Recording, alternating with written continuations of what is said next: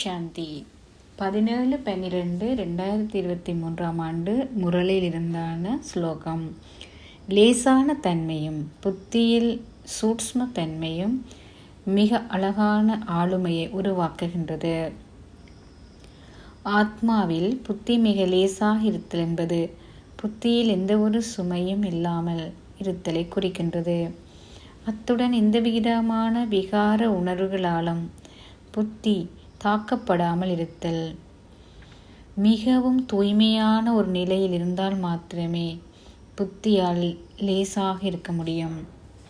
ஒருவரின் வெளித்தோட்டம் அவரது புத்தியின் நிலைப்பாடு மூலம் உருவாக்கப்படுகின்றது.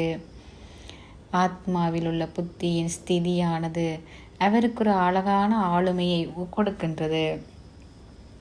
ஒருவர் தனது புத்தியை நுட்பமாகவும் லேசான தன்மையுடனும் வைத்திருப்பதற்கு அவர் தன்னை ஆன்மீக வழியில் ஈடுபடுத்திக் கொள்ள வேண்டும். புத்தி என்பது சூட்சுமமான ஆத்மாவின் ஒரு சிறந்த பாகம்.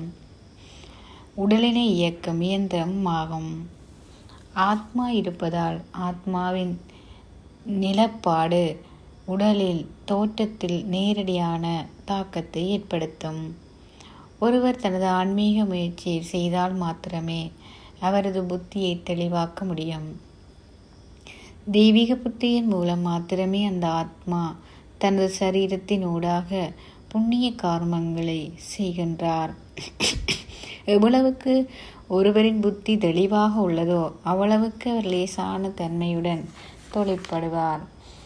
ஞானத்தின் மூலமாக ஆத்மாவின் புத்தி தெளிவடைகின்றது.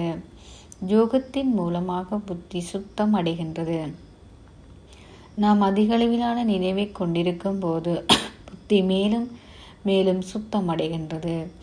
நினைவு சக்தி பல பிறவிகளாக அழுக்கடைந்துள்ள ஆத்மாவின் புத்தியை சுத்தப்படுத்துகின்றது.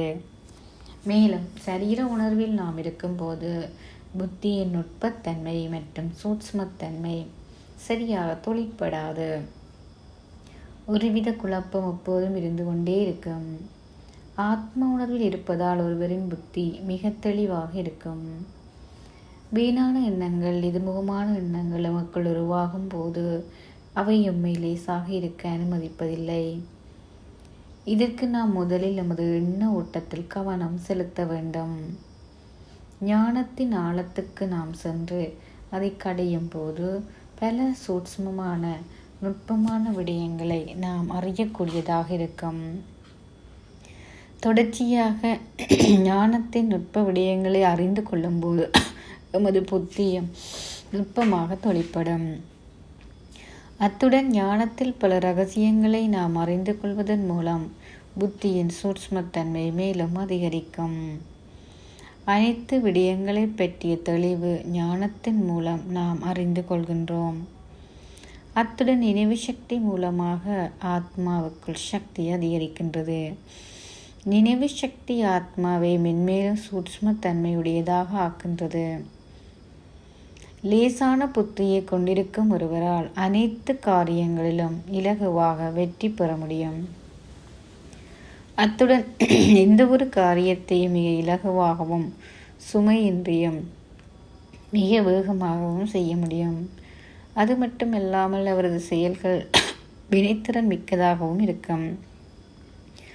வீணான எதுவும் இருக்காது. சிக்கனத்தன்மையும் காணப்படும்.